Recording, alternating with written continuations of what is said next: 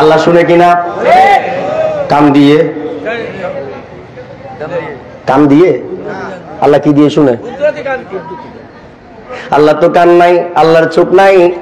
লাইসা কামিসলিহি শাই, কোরআন বলছে, আমি বলছি না। আল্লাহর কোরআন বলছে আল্লাহর কিছুই নাই, ঠিক না বেঠিক? সব থেকে পবিত্র। তো আল্লাহ তো শুনেন, সামিউম বাসীর, আল্লাহ দেখেন, আল্লাহ শুনেন। আল্লাহকে জিজ্ঞেস করুন, ইয়া রাব্বাল আলামিন, কেমনে শুনেন, কেমনে দেখেন? আমরা দেখার জন্য চোখ লাগে, শোনার জন্য কান লাগে, আল্লাহর কিছুই লাগে না। এমন কি পৃথিবীর মধ্যে এমন এমন প্রাণী আছে যারা চামড়া দিয়ে শোনে, ঠিক না বেটি? এমন কিছু প্রাণী আছে যাদের কান নাই, অন্য জায়গা দিয়ে শুনে। এমন কিছু প্রাণী আছে যাদের চোখ নাই, অন্য কিছু দিয়ে দেখে। আল্লাহর কুদরত সেটাই প্রমাণ করছে। আল্লাহ রাব্বুল আলামিন চাইলে কান লাগে না, ঠিক না বেটি? এখন একটা দলিল আপনাদেরকে দেব। সেই দলিলটা হলো বুখারী শরীফের মধ্যে আসছে। আল্লাহর প্রিয় নবী এক জায়গায় দাঁড়িয়ে একটা শুকনা খেজুর গাছ, এই যে বরিশালের দিকে আসতেছিলাম, খেজুর গাছের অভাব নাই। তাল গাছ আর খেজুর গাছে, মাদারীপুর থেকে শুরু করে সব তাল গাছ আর খেজুর গাছ। আমি কি ভুল বললাম? ভুল বললাম? আপনাদের এখানে আছে কি নাই? আছে। খেজুর গাছ, শুকনা খেজুর গাছ। তখন তো এত সুন্দর আধুনিক জমানা ছিল না, আধুনিক ব্যবস্থাপনা ছিল না, এত সুন্দর টাইলসের মসজিদ ছিল না, ঠিক না ঠিক? এত সুন্দর করে মিম্বার বানাতেন না, বা বানানোর সুযোগ ছিল না, এত সুন্দর আয়োজন ছিল না। আল্লাহর প্রিয় নবী একটা খেজুর গাছের, শুকনা খেজুর গাছ, সে গাছের খুঁটি বানিয়ে সেখানে দাঁড়িয়ে দাঁড়িয়ে বা বসে বসে খুতবা দিতেন। আল্লাহর প্রিয় নবী যখন খুতবা দিতেন, খেজুর গাছ একটু টিলা টালা, সেখানে প্রিয় নবী ব্যথা পেতেন, কষ্ট পেতেন। উম্মতকে কখনো বলতেন না, কেননা আল্লাহর কুদরতি এটাই ফয়সালা। এত কষ্ট করার পরে কখনো আল্লাহকে বলেন না আমি কষ্ট পাই। কষ্ট পাইলে তো সেটা শেষ হয়ে যায়, ঠিক না ঠিক? কিন্তু রহমতুল লিল আলামিন উম্মতের জন্য সব কষ্ট সহ্য করেছেন, একবারের জন্য বলেন না আমি কষ্ট পাই। কিন্তু প্রিয় নবীর প্রিয় সাহাবীরা তারা তো বসে নাই। কেমন পাগল তারা, আমাদের মতো নয়।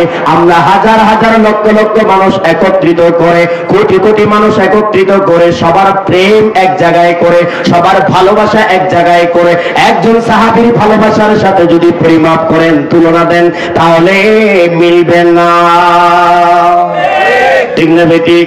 প্রেমিক বললে তাদেরকে বলবেন, ভালোবাসি বললে তাদেরকে বলবেন, তারাই তো প্রিয় নবীকে ভালোবেসেছেন। প্রিয় নবীর একজন সাহাবী, তাও পুরুষ নয়, পিতা নয়, মাতা সাহাবী, তিনি দাঁড়িয়ে গেলেন। কেননা প্রিয় নবীর মসজিদের নববীর মধ্যে সবাই নামাজ পড়তেন, ভাইয়েরা পড়তেন, বোনরা পড়তেন, বাবারা পড়তেন, মায়েরা পড়তেন। এখনো মসজিদের নববীতে একসাথে নামাজ পড়া হয়, কিন্তু আমাদের মসজিদগুলোতে মা বোন আসলে মনে করেন নাপাক হয়ে গেছে। নাউজুবিল্লাহ বলেন না? আহা, আপনারা দেখেছেন যারা হজ করেছেন, উমরা করেছেন, এখনো আছে। শুধু মদিনা শরীফ আর মক্কা শরীফ নয়, পৃথিবীর অনেক জায়গা আছে যেখানে সবাই একসাথে নামাজ পড়েন, অথবা একটা পর্দা করে, একটা দেওয়াল করে, আলাদা ব্যবস্থাপনার মাধ্যমে নামাজ পড়েন। আমাদের এলাকার মসজিদগুলোতে যদি মা বোন আসে, তা আমরা মনে করি মসজিদ নাপাক হয়ে গেছে। অথচ আল্লাহর প্রিয় নবী বলেছেন, তোমাদের স্ত্রীরা যখন মসজিদে যাওয়ার জন্য অনুমতি চাইবে, তোমরা দেরি করবে না, সাথে সাথে অনুমতি দেবে। আওয়াজ দিয়ে বলুন সুবহানাল্লাহ। হযরত ওমর আল ফারুক কিছু কিছু ক্ষেত্রে না করেছেন রাতের বেলায়, কেননা রাতটা নিরাপদ ছিল না, একটু অন্ধকার ছিল। তাই ওমর আল ফারুক তিনি রাতের বেলা মা বোনদেরকে বাসায় পড়ার জন্য বলেছেন। এটা ওনার নিজের মন্তব্য, এটা কোরআন আর হাদিসের মন্তব্য নয়, ওটা ওনার নিজের সিদ্ধান্ত। কিন্তু আল্লাহ রাসূলের সিদ্ধান্ত হলো মসজিদে ভাইরাও যাবে, বোনরাও যাবে, এটাই চূড়ান্ত সিদ্ধান্ত, ঠিক না ঠিক? এখন আর অন্ধকার নাই, আলো আর আলো। আজকাল আমরা মা বোনদেরকে সওয়াব থেকে বঞ্চিত করছি। অথচ যারা হজ করেছেন তারা জানেন, একই খানায় কাবার মধ্যে সবাই এক জায়গায় একই সাথে একই শরীরের সাথে ধাক্কা লেগে লেগে পর্যন্ত তাওয়াফ করে, ঈমান যায় না, পর্দা যায় না। আর আমাদের এখানে একসাথে যদি ওয়াজ শুনে, মাহফিলে যদি যায়, একত্রিত হয়ে যদি নামাজ আদায় করে, আমাদের নাকি ঈমান চলে যায়, পর্দা চলে যায়। আমি কিন্তু ফতোয়া মুফতি হিসেবে ফতোয়া দিই না আর কি।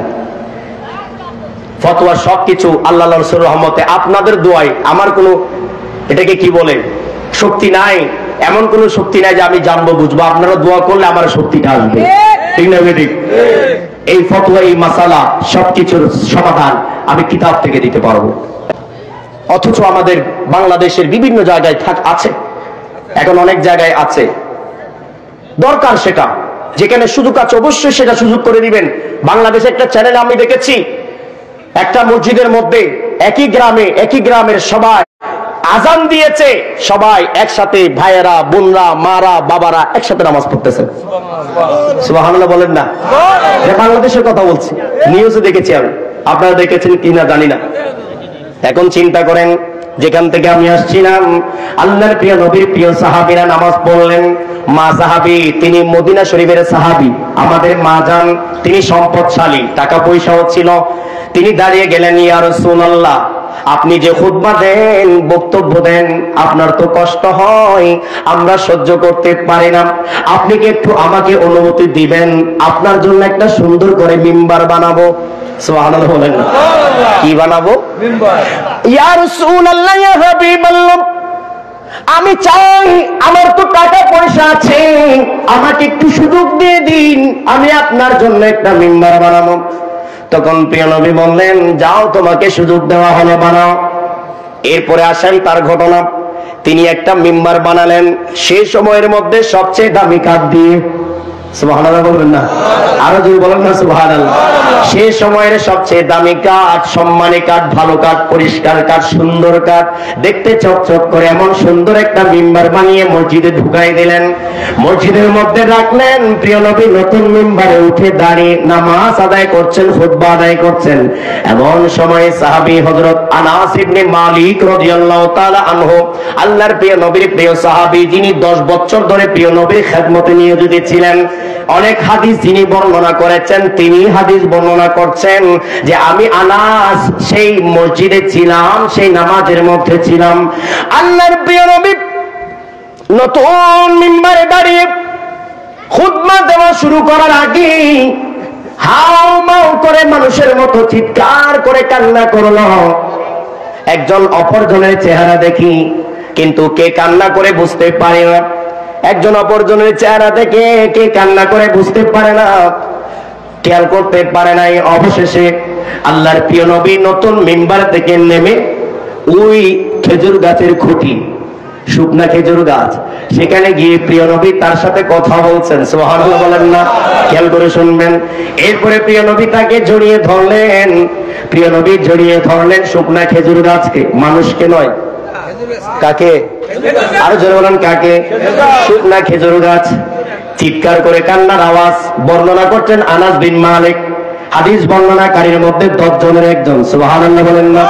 এমন একজন মুকবিল সাহাবীর কথা আমি বলছি, তিনি হাদিস বর্ণনা করছেন বুখারী, মুসলিম সহ আল মুস্তাদরাক, মুসনাদে আহমদ, মাজমুউজ জাওয়ায়েদ কিতাবের মধ্যে এটার বর্ণনা রয়ে গেছে।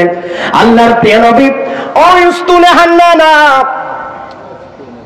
যার নাম একটু পরে বলছি, এজন্য এখনো নাম বলি নাই, মাত্র বললাম উস্তুনে হান্নানা, কেননা ওই খেজুর গাছ প্রিয় নবীর প্রেমে বেশি বেশি কান্না করেছেন। সুবহানাল্লাহ। বেশি কান্না করার কারণে ওই গাছের নাম শুকনা খেজুর গাছ নয়, ওই গাছের নাম হয়ে গেল উস্তুনে হান্নানা। সুবহানাল্লাহ বলেন না? আরো জোরে বলেন সুবহানাল্লাহ। একটা খেজুর গাছ প্রিয় নবীকে কেমন ভালোবাসে। আল্লাহর প্রিয় নবী নতুন মিম্বারে দাঁড়িয়ে খুতবা দিতে না দিতে, শুরু করতে না করতে কান্নার আওয়াজ শুরু হয়ে গেল। প্রিয় নবী নেমে জড়িয়ে ধরে বললেন, ও উস্তুনে হান্নানা, মহব্বত করে নাম দিলেন প্রিয় নবী, উস্তুনে হান্নানা, তুমি কেন কান্না করো, কেন তুমি কান্না করো? এতক্ষণ সাহাবীরা বুঝতে পারি নাই কে কান্না করলো, এখন এই মাত্র বুঝতে পারলেন এটা মানুষের আওয়াজ নয়, খেজুর গাছের আওয়াজ। কিসের আওয়াজ? কিসের মতো কান্না করে? কার মতো? আমরা কান্না করলে চোখ লাগে, খেজুর গাছ কান্না করতে চোখ লাগে না। খেয়াল করে শুনবেন ভাইরা, আমার বন্ধুরা, আবার আমরা কান্না করতে চোখ লাগে, পানি পড়তে চোখ লাগে, খেজুর গাছের চোখ লাগে না। প্রিয় নবীর প্রেমিক হয়ে গেলে সবকিছু তার চোখ হয়ে যায়, সবকিছু তার কান হয়ে যায়, সবকিছু তার হাত হয়ে যায়, সবকিছু তার বডি হয়ে যায়। আল্লাহর কুদরতের শক্তি, বুখারী শরীফের হাদিস অনুযায়ী এমন শক্তি তার মধ্যে চলে আসে, দুনিয়ার কোন শক্তি তার সাথে আর পারে না। ঠিক না বেঠিক? পারে নাকি? শাহজালাল শাহপরান রহমতুল্লাহ আলাইহি 360 আউলিয়া এই বাংলার জমিনে আসছেন কিসের জন্য? বেশি টাকা পয়সা অর্জন করে নেওয়ার জন্য, ঘর বাড়ি বানানোর জন্য, কিসের জন্য? বাংলাদেশে ব্যবসা বাণিজ্য ভালো তাই ব্যবসা করার জন্য। কিসের জন্য বলেন, কিসের জন্য? আরে ভাই আমাদের জন্য, ঠিক না ভাই? ঠিক। কাদের জন্য? কাদের জন্য? আমাদের জন্য। আপনার 14 পুরুষ গিয়ে দেখেন, হয়তো হিন্দু ছিলেন, না হলে বৌদ্ধ ছিলেন, ঠিক না ভাই? ঠিক। আমাদের আগের যদি পূর্বপুরুষ আমরা বের করি, কোনো না কোনো ক্ষেত্রে আমরা রাম ঠাকুরের কাছে গিয়ে পড়বো, ঠিক না ভাই? ঠিক। আজকে আমরা যে মুসলমান হইলাম, আমরা যে আল্লাহ আল্লাহ বললাম, নামাজ নামাজ, রোজা রোজা, হজ হজ, যাকাত যাকাত, আমল আমল করছি, এটা কাদের অবদানে? কোন মোল্লা মৌলবীর অবদানে নয়, মাদ্রাসার অবদানে নয়। মাদ্রাসাটা 100 বছর আগে, 50 বছর আগে তৈরি হয়েছে। এটা আল্লাহর ওলিদের খেদমতে, আল্লাহর ওলিদের সেবার মাধ্যমে এই ইসলাম। ভুল বললাম, ভুল বললাম, ধরিয়ে দেন। ভুল বললে ধরিয়ে দেন। এটাকে আমি ভুল বললাম? যখন গৌর গোবিন্দ ক্ষমতায়, সমাজ প্রশাসন সবকিছু তার নিয়ন্ত্রণে, আল্লাহর একজন প্রিয় বান্দা তিনি তার ছেলের জন্য কুরবানি দিচ্ছেন, আকিকা করছেন, গরু কুরবানি দিচ্ছেন। এই জন্য গৌর গোবিন্দ তাকে জবে করে দিল। এখন ইন্ডিয়ার মধ্যে এমন হচ্ছে, কিন্তু ইন্ডিয়ার মধ্যে এমন গরু জবে করলে মানুষ জবে করে দেয়, আছে কি নাই? বিস্তারিত আলোচনার দিকে যাবো না। ওই যে আকিকার জন্য গরু জবে করলেন, গৌর গোবিন্দ যখন শুনতে পেল, হুকুম দিল যার জন্য আকিকা করা হলো তাকে জবে করে দেওয়া হোক। নাউজুবিল্লাহ বলেন। জবে করে দিল। এরপরে বাবা খুব কষ্টে সে সময়ে একজন মুসলিম সেনাপতির কাছে গিয়ে বললেন, তখন শাসক ক্ষমতায় যারা ছিল, তখন তো এই উপমহাদেশের মধ্যে মুসলমানদের বিজেতা, মুসলমানরা শাসন করত, কিন্তু চারিদিকে ইসলামের আওয়াজ তেমন ভাবে পৌঁছাতে পারে নাই। তারা তো ক্ষমতা নিয়ে ব্যস্ত। কি নিয়ে? খেয়াল করবেন, এরপরও শাসকদের মধ্যে কিছু ভালো মানুষ ছিল, বুজুর্গ মানুষ ছিল। হযরত নাসিরউদ্দিন রাহমাতুল্লাহ আলাইহি, শেখ নাসিরউদ্দিন রাহমাতুল্লাহ আলাইহি ওনার কাছে গিয়ে বললেন এই অবস্থা। তখন কোনো না কোনো ভাবে এই খবরটা শাহজালাল রহমাতুল্লাহ আলাইহির কাছে পৌঁছে গেল। আল্লাহ পাক রব্বুল আলামিনের কুদরতি ভাবে আওয়াজ আসলো, আল্লাহর প্রিয় নবীর পক্ষ থেকে অনুমতি আসলো, যাও শাহজালাল যাও, এই উপমহাদেশের মানুষকে তুমি উদ্ধার করো, মুক্ত করো, জালেম শাসক থেকে তুমি মানুষকে বাঁচাও, তুমি ইসলামের জয় এনে নাও। এরপরে শাহজালাল রহমাতুল্লাহ আলাইহি ভ্রমণ করতে করে সুদূর আরবের ইয়ামান থেকে, হাজার হাজার মাইল দূর থেকে 360 জন আউলিয়া কেরামকে নিয়ে সিলেটের ভূমিতে আসলেন। সুরমা নদীর কিনারায় গিয়ে দাঁড়ালেন। দাঁড়ানোর পরে সুরমা নদীতে উঠবেন, আর ওইদিকে সকল নৌকাগুলো তারা নিয়ে গেল, সাগর থেকে দূরে সরাই নিল, যাতে সুরমা নদী পার হয়ে গৌর গোবিন্দের এখানে আঘাত করতে না পারে। সবকিছু নিয়ে নিল, কিন্তু আল্লাহর ওলিদের জন্য জাহাজ লাগে না, আল্লাহর ওলিদের জন্য জাহাজের প্রয়োজন নাই, সেটা কিন্তু তারা জানে না, ঠিক না বেঠিক?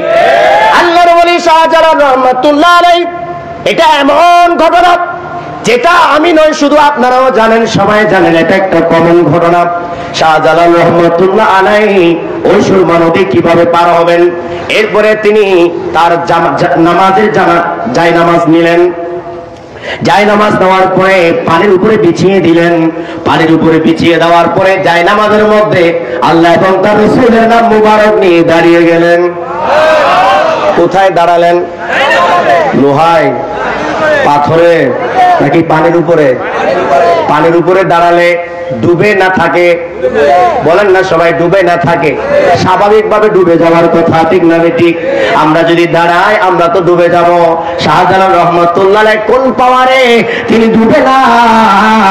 তিনি কিভাবে জায়নামাজের মধ্যে দাঁড়িয়ে আছেন।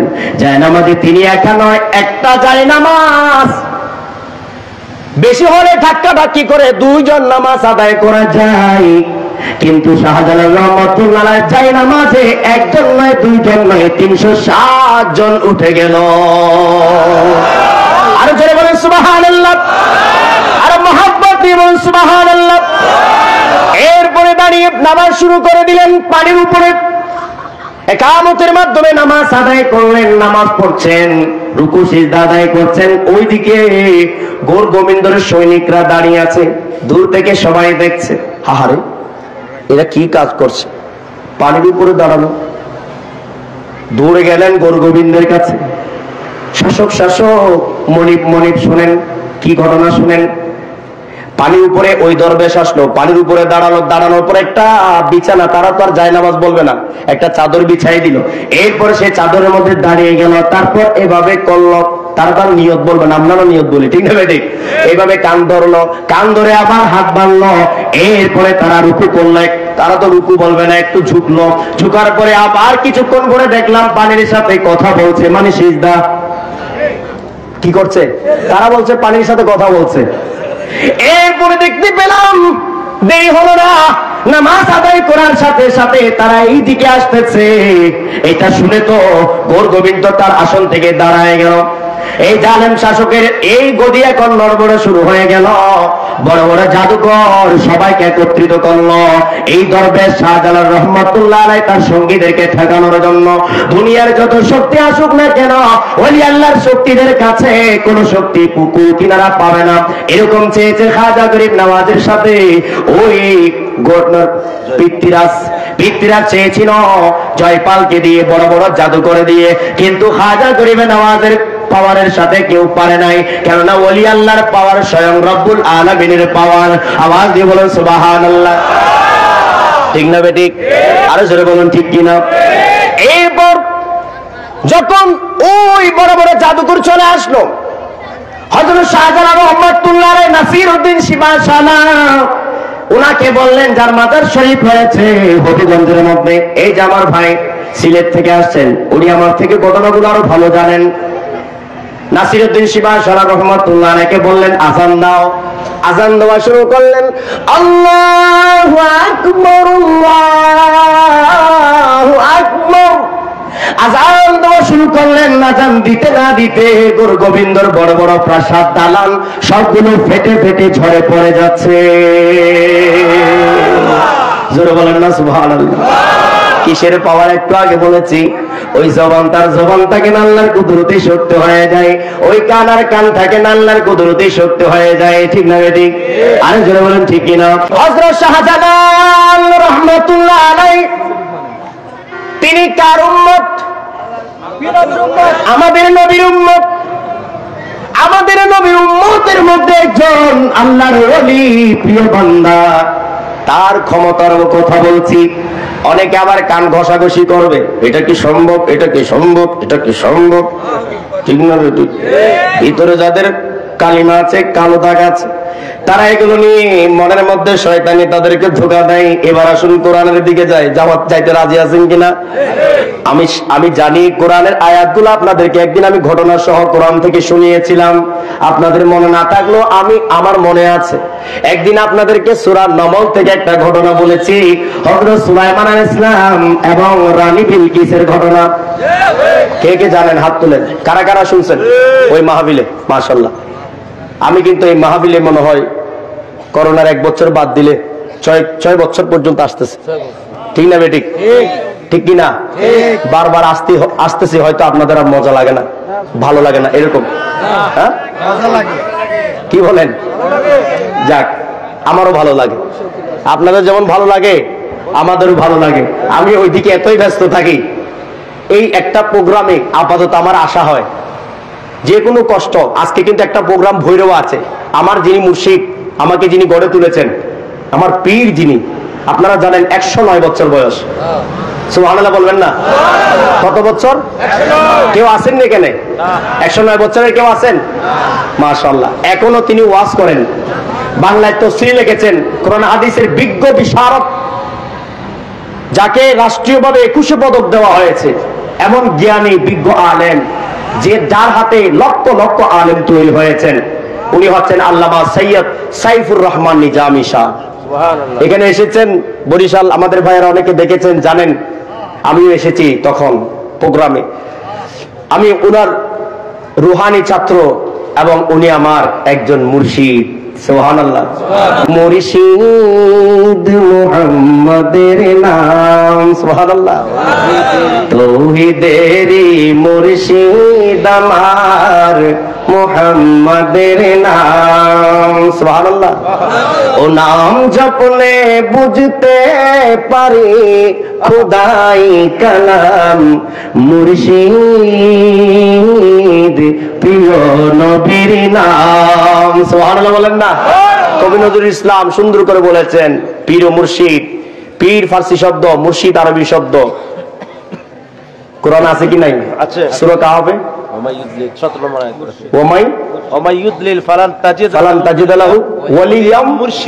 আছে কি নাই?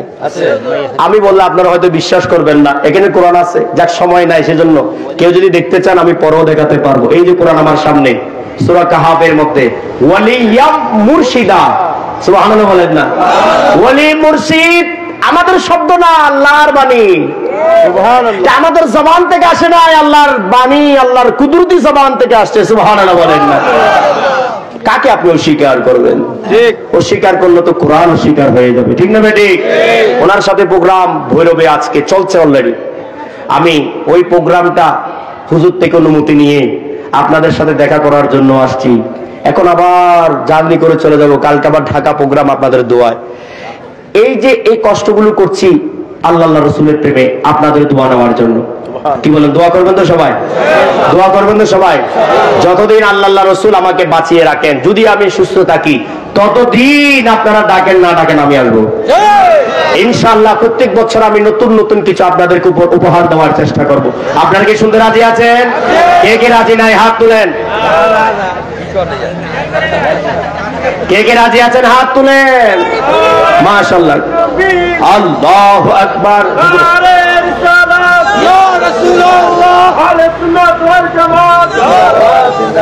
আমার তোমার ঠিকানা বলছিলাম ওলি আল্লাহর কথা। অনেকের মনে একটু খটকা লাগতে পারে, হাইরে হাইটা হুজুর কি বলে গেল, এটা কি সম্ভব?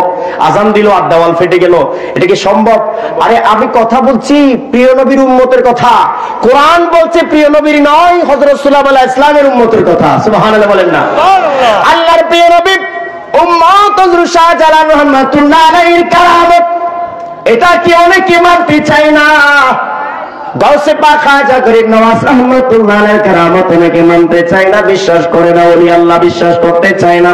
মাজার উরুস বললে শিরক আর বেদাতের ফতোয়া দিয়ে একসাথে একদিকে নিয়ে যায়। সাবধান, মাজার আর উরুস, এই মাজার ছাড়া আল্লাহর ওলি ছাড়া ইসলাম নাই। ঠিক না বেটি? আরে জোরে বলেন ঠিক কিনা? মাজার মানে জিয়ারত করার জায়গা। আল্লাহর ওলিরা, আল্লাহর প্রিয় বান্দা, তাদের এখানে জিয়ারত করা মানে আল্লাহর পক্ষে যাওয়া, আল্লাহর দিকে ঝুঁকে যাওয়া, আল্লাহর দিকে নত হওয়া। আল্লাহকে বলা আপনার সাথে আছি, আল্লাহ আপনি আমাকে কবুল করুন। ঠিক না বেটি? আমরা মাজার শরীফে যাই, কোন মদদের কাছে, শরাবির কাছে যাই না, অন্যায়কারীর কাছে যাই না, মিথ্যাবাদীর কাছে যাই না। ঠিক না বেটি? জালেমের কাছে যাই না, আমরা যাই ওলি আল্লাহর কাছে। যে আল্লাহ ওলিকে পছন্দ করেন, আল্লাহর পছন্দের বান্দার কাছে যাই, যাতে আমি আল্লাহর পছন্দের বান্দা হতে পারি। ঠিক না বেটি? হযরত সুলাইমান আলাইহিস সালামের উম্মতের মধ্যে একজন উম্মত যিনি কিতাবের কথা জানেন, কোরআনের তিনি কিতাব সম্পর্কে পারদর্শী, জ্ঞানী। এই জন্য ওলি আল্লাহ হতে গেলে, পীর মুর্শিদ হতে গেলে জানতে হয়, বুঝতে হয়। এখন অনেক পীর আছে কিছুই জানে না, কোরআনের তেলাওয়াতও জানে না, ফতোয়াও জানে না, হাদিসও জানে না, কিছুই জানে না। এমন অনেক পীর দেখা যায় যারা নিজেরাও জানে না অন্যকে কিভাবে তারা জানাবে। ঠিক না বেটি? অথচ কোরআন বলছে পীর হতে হলে, মুর্শিদ হতে হলে তাকে জ্ঞানী হতে হবে, বুঝতে হবে, জানতে হবে, জাগতিক আধ্যাত্মিক জ্ঞানের অধিকারী হতে হবে। তার সিলসিলার মধ্যে তার একজন গুরু, শিষ্য, শায়েখ, মুর্শিদ থাকতে হবে, না হলে এই পীরের সিলসিলাটা বৈধ নয়। এমন পীরের কাছে বায়াত গ্রহণ করলে বৈধ হবে না। আমি যে মুর্শিদ ইমামে আহলে সুন্নাত সাইফুর রহমান নিজামী শাহ হুজুর কেবলার মুরিদ হয়েছি, আমাদের এই সিলসিলাটা হকের সিলসিলা, যার শায়েখের শায়েখ আছে। আওয়াজ দিয়ে বলুন সুবহানাল্লাহ। প্রিয় উপস্থিতি, আমার যে আলোচনা ইনশাআল্লাহ আপনারা এই ধারাবাহিকটা মনে রাখবেন। যে সূরা আন-নামল থেকেই বলছিলাম, হযরত সুলাইমান আলাইহিস সালামের একজন উম্মত যিনি কিতাবে পারদর্শী আলেম,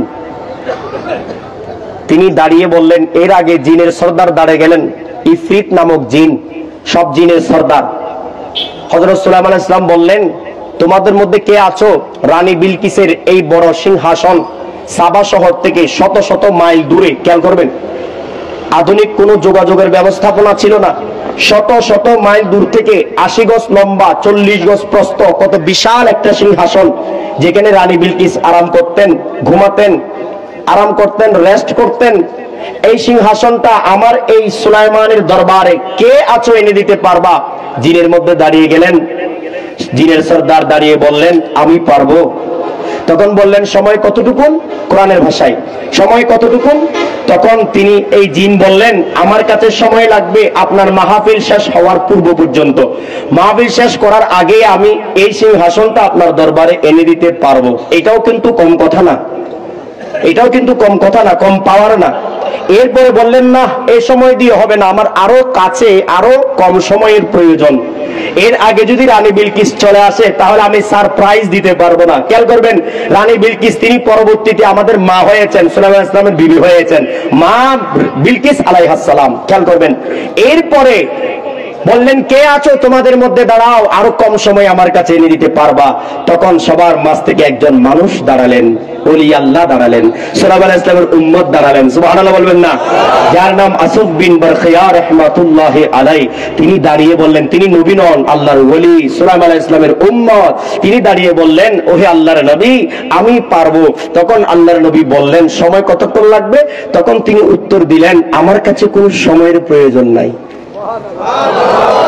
সময়ের প্রয়োজন নাই। কি অবাক করা বিষয়! সাবা শহর শত শত মাইল দূরে, ঢাকা শহর না আরো দূরে, আরো দূরে, একেবারে বাংলাদেশের শেষ প্রান্ত ধরেন না, এত দূরে সাবা শহর থেকে সুলাইমান ইসলামের দরবারে 80 গজ লম্বা, 40 গজ প্রস্থ, 30 গজ উঁচু এত বিশাল সিংহাসনটা এনে দিতে পারবেন? আবার বললেন সময় লাগবে না। তখন বললেন সময় লাগবে না মানি, ওহে আল্লাহর নবী আপনার চোখের পলক মারবেন আর দেখবেন আপনার সামনে সিংহাসন। আমি বলছি না, কোরআন বলছে, এটা আমার কথা না কিন্তু। কি বলছে? কোরআন। আপনার চোখের পলক মারবেন, সামনে কি? একটা চোখের পলক মারতে কি 1 সেকেন্ড লাগে? না, 1 সেকেন্ডও লাগে না। তাহলে এই সময়ের মধ্যে, যাকে সময় বলা হয় না, ঠিক না বেঠিক, যাকে সময়ের মধ্যে গণনা করা হয় না, এই সময়ের মধ্যেই এত বড় সিংহাসন আল্লাহর একজন ওলি সুলাইমান ইসলামের উম্মত সাবা শহর থেকে সুলাইমান ইসলামের সামনে এনে উপস্থিত করিয়ে দিয়ে দিলেন। এরপর সুলাইমান ইসলাম আল্লাহর শুকরিয়া আদায় করলেন, সুবহানাল্লাহ বলেন না। এটা কারো বানানো কাহিনী নয়, কোনো বক্তব্য নয়, কোরআনের বাণী, ঠিক না বেটি? সুলাইমান ইসলামের উম্মতের কথা বলছি। সুলাইমান ইসলামের উম্মত আল্লাহর একজন ওলির পাওয়ার যদি এমন হয়, শাহজালালের পাওয়ার কেমন হবে? গৌসে পাকের পাওয়ার কেমন হবে? ওলি আল্লাহদের পাওয়ার কেমন হবে? এই যে বড় বড় দরবার দেখছেন, বড় বড় আল্লাহর ওলিরা যারা গত হয়েছেন, তাদের পাওয়ার কেমন হবে একটু চিন্তা করেন। এগুলো কোনো কারো বানানো কাহিনী নয়। অতএব ওলি আল্লাহর সাথে বেয়াদবি মানে ধ্বংস। মান আদালি ওয়ালিয়ান ফাকাদ আযানতুহু বিল হারবি। আল্লাহর কুদরতি জবান হাদিসে কুদসির মধ্যে বলা হচ্ছে, বুখারী শরীফ, যারা আল্লাহর ওলির সাথে দুশমনি করে তাদের জন্য আল্লাহ যুদ্ধ ঘোষণা করেছেন। কি ঘোষণা? অতএব ওলি আল্লাহর সাথে দুশমনি করা যাবে না। আমি সূরা ইউনূস থেকে তেলাওয়াত করেছি, আলা ইন্না আউলিয়া আল্লাহ। এটা আর আজকে আমি হুজুরকে কষ্ট দিয়ে বয়ান দিচ্ছি না। ইনশাআল্লাহ যদি আল্লাহ রাব্বুল আলামিন সুস্থ রাখেন, বাঁচিয়ে রাখেন, আমাদের সবাইকে যদি সুস্থ রাখেন, বাঁচিয়ে রাখেন, আগামী বছর যদি এই পরিসরে মাহফিল হয়, ইনশাআল্লাহ যদি দেখা হয়, আমি ঠিক এই আয়াতের তাফসীরটা আপনাদের কাছে আমি উপহার দেওয়ার চেষ্টা করব। সবাইকে অনেক ধন্যবাদ। সবাইকে শেষ উদাত্ত আহ্বানটা আমি করে যাব, আমরা আল্লাহ রাসূলের পক্ষে, সত্যের পক্ষে, বদর হুসিফিন কারবালার পক্ষে, অর্থাৎ প্রিয় নবীর আপনদের পক্ষে, আহলে বাইতের পক্ষে, পাক পঞ্জতনের পক্ষে, খুলাফায়ে রাশিদিন, মকবুল সাহাবী, ওলি আল্লাহ, ইমামগণের পক্ষে আমরা কাজ করি, সত্যের পথে আমরা চেষ্টা করি, সাথে সাথে মানবতার জন্য, সব মানুষের জন্য আমরা কাজ করছি। আমাদের প্ল্যাটফর্ম বিশ্ব সুন্নি আন্দোলন, বিশ্ব ইনসানিয়ত বিপ্লব, এই দুইটা প্ল্যাটফর্মে আমরা চেষ্টা করছি আমরা ছোট পরিসরে আস্তে আস্তে ধীরে ধীরে কাজ করার জন্য। বর্তমানে বাংলাদেশ নয়, সারা পৃথিবীর প্রায় 40টা দেশে আমাদের কাজ চলমান। কয়টা দেশ? 40টা। এটা আমাদের পাওয়ার নয়, আপনাদের দোয়া। অতএব আপনারা দোয়া করবেন এবং সবাইকে আহ্বান জানাবো, আপনারা ওই ওয়ার্ল্ড সুন্নি মুভমেন্ট, ওয়ার্ল্ড হিউম্যানিটি রেভলিউশনের সাথে যুক্ত থাকবেন। আমার যুবক ভাইরা যারা আছেন, এই নামে আমাদের পেজ আছে, আমাদের সাথে যুক্ত থাকবেন। সবাইকে আহ্বান করব এবং আমি একজন পীরের, আমি মুরিদ, আমি নিজেই দাবি করি আল্লাহর ওলি ছাড়া কোনো গতি নাই, মুর্শিদ ছাড়া যদি সঠিক মুর্শিদ হয় কোনো গতি নাই, ঠিক না বেটি? গৌসে পাক, খাজা বাবা, যত বড় বড় আল্লাহর ওলি সবারই পীর মুর্শিদ ছিল, ঠিক না বেটি? মাওলানা রুমি বলে যাকে বলা হয় তারও মুর্শিদ ছিল। এভাবে মুর্শিদ ছাড়া কোনো গতি নাই। তবে মুর্শিদটা সহিশুদ্ধ হতে হবে, আকীদা ঠিক থাকতে হবে, সব মিথ্যা কুফর জুলুম অন্যায় থেকে বেঁচে থাকতে হবে, তবেই তো আমাকে উদ্ধার করতে পারবেন, ঠিক না বেটি? প্রিয় নবীর প্রেমিক হতে হবে। আল্লাহ আমাদের সবাইকে সঠিক মুর্শিদের দ্বারস্থ হওয়ার তৌফিক দান করুক। ওলি আল্লাহদের এই স্মরণগুলো টিকিয়ে রাখার, এই যে ওলি আল্লাহ হযরত সুফি আহমদুল্লাহ রাহমাতুল্লাহ আলাইহি এবং তারি সাহেবজাদা সুফি মৌলভী মুসলিমউদ্দিন, এনাদের স্মরণে মাহফিল হয়। এই মাহফিলের মাধ্যমে যাতে এই এলাকার মধ্যে আল্লাহ রহমত নাজিল করেন এবং তাদের দরাজাত যাতে আল্লাহ বুলন্দ করেন এবং আমরা যাতে সবসময় সদা সর্বদা আল্লাহ রসুলের প্রেমে জাগ্রত থাকতে পারে, আল্লাহ আমাদের সেই তৌফিক, সেই সাহস দান করুক। আমিন। আসসালামু আলাইকুম রাহমাতুল্লাহি তাআলা ওয়া বারাকাতুহু।